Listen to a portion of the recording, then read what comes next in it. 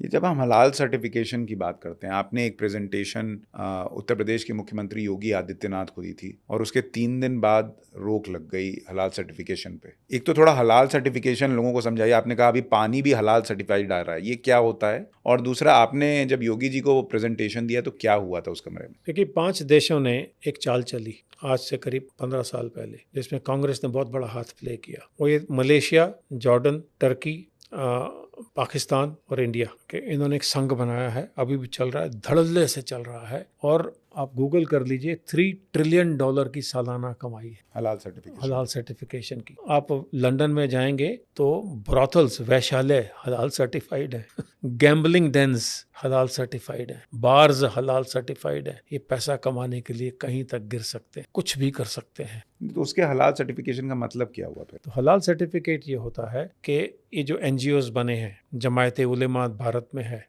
जमायत महाराष्ट्र, जमायत इस्लामिया, ये कुछ एक तो अप्रूवल भी लिए होंगे कांग्रेस से, आधे से ज़्यादा ने तो अप्रूवल ही नहीं लिया हुआ। एक प्रिंटिंग प्रेस घर में बना रखी है जिसमें वो नोट छाप रहे हैं। आप और मैं जीएसटी देते हैं या जीएसटी भी नहीं देते हैं। तो वो क्या करते हैं, ओरिजिनली हलाल सर्टिफिकेट ये कहता है कि कोई भी जानवर को हलाल करना है तो उसके खून की नस को काट दिया जाए। वो तड़प तड़प के मरता है तो ये कलमा पढ़ते हैं और बच्चों के हाथ से कटवाते हैं। तो बच्चों को जिहादी तो बचपन से बनाने की कोशिश हो जाती है इसी तरह से, क्योंकि उनके मन से खून का जो है ना पश्चाताप निकल जाता है। और फिर वो जब मर जाता है बकरा, खून वून सारा निकल जाता है, तो उसके मांस को ये एक्सपोर्ट करते हैं। ये ओरिजिनल प्लान था।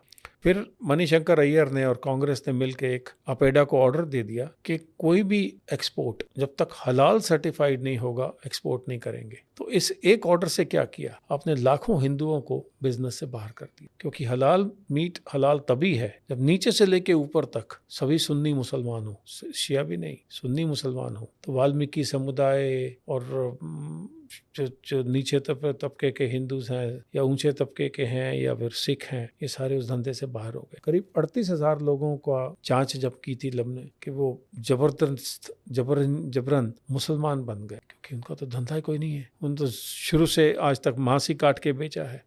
FSSAI में एक ऑर्डर है फूड सिक्योरिटी का, जो कि वहाँ के सेक्रेटरी वहाँ पर आके बैठ जाते हैं और करते कुछ नहीं है, जिसमें स्टनिंग ऑफ एनिमल्स, बेहोश करना मैंडेटरी है। उसके बिना मांस नहीं बेचा जा सकता। तो वो आंखें बंद करके बैठे हैं, स्टनिंग नहीं होती है, उन्हें पता है नहीं होती है। सर हमारे पास में मैन पावर, ये उनका जवाब मुझे मिला है कि सर यहाँ मैन पावर की प्रॉब्लम है। तो मैन पावर की प्रॉब्लम में आपने कभी शोर मचाया? आपने प्रधानमंत्री को बताया कि हमारे पास में ये प्रॉब्लम है, मैं इसको सॉल्व नहीं कर सकता हूँ? 1 लाख करोड़ रुपए का हलाल सर्टिफिकेशन का बिजनेस है, आपको शर्म नहीं आती है? एक कानून आपके लिए है और एक कानून पूरे देश के लिए है। आप बोलते हैं ये शरिया में जरूरी है, तो पानी कहाँ से हलाल सर्टिफिकेट हो गया, सर्टिफाइड हो गया? दूसरा, पहले नॉन वेज पर आइए। सिर्फ मिडिल ईस्ट तो है जो हलाल सर्टिफिकेट मांगती है, जिसका 10-1 हजार रुपए करोड़ का बिजनेस है। चाइना, रशिया, यूरोप, श्रीलंका, ये कोरिया, ये तो कभी हलाल सर्टिफाइड फूड नहीं मांगते हैं। इन्हें तो कुछ लेना देना नहीं है।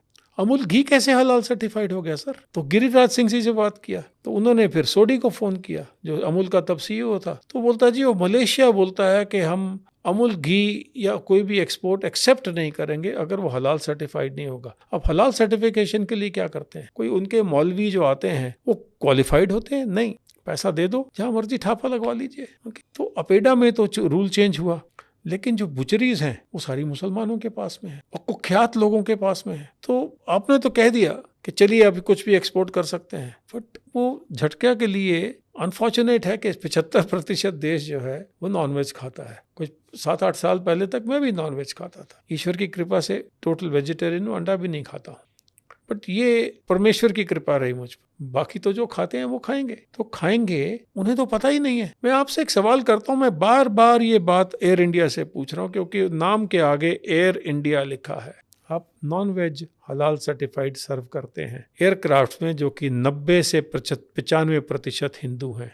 क्या आप बताते हैं उन लोगों को कि ये हलाल सर्टिफाइड है? ये तो पता ही नहीं है लोगों को, मुझे भी नहीं पता था, आप बोल रहे हैं तब पता चल रहा है। तो उनसे सर्टिफिकेट लिए, उनकी फोटोकॉपी किया, कैमरा से खींचा, वो पूरी दुनिया को बताया, लेकिन वो मान नहीं रहे हैं, अभी भी बेच रहे हैं। क्यों बेच रहे हैं? आप आप उनको बोलिए कि आप झटका मीट बिना बिना बताए सर्व करिए सबको। मुसलमान वहां पर धर्म के पक्के हैं, आप देखिए उनको एक तो चीज बोलेंगे कि वो अपने मजहब के पक्के हैं, बट शरिया में कहाँ लिखा है कि आप एक जानवर को मारें, हलाल करें और उसे खाएं। मैंने मौलवियों की वीडियोस ट्वीट की हैं, वो बोलते हैं शरिया में कहीं नहीं लिखा है कि एक जानवर को आप तड़पा तड़पा कर मारें। बकरा ईद में बकरी खाने को मना किया गया है, एक मौलवी ने बोला है, जो मैंने ट्वीट किया है। मुझे तो कोई किसी मुसलमान का जवाब नहीं आया। तो दूसरी बात, आप शरिया पूरा मानिए ना। अगर आप चोरी करते पकड़े गए तो आपके हाथ काट देने चाहिए, शरिया कहती है। अगर आप किसी का रेप करते पकड़े गए तो आपका सर कलम कर देना चाहिए। आपको बैंक से लोन नहीं लेना चाहिए। आपको बैंक में आपने पैसा डिपॉजिट किया तो इंटरेस्ट नहीं लेना चाहिए, बंद कर दीजिए आप ना।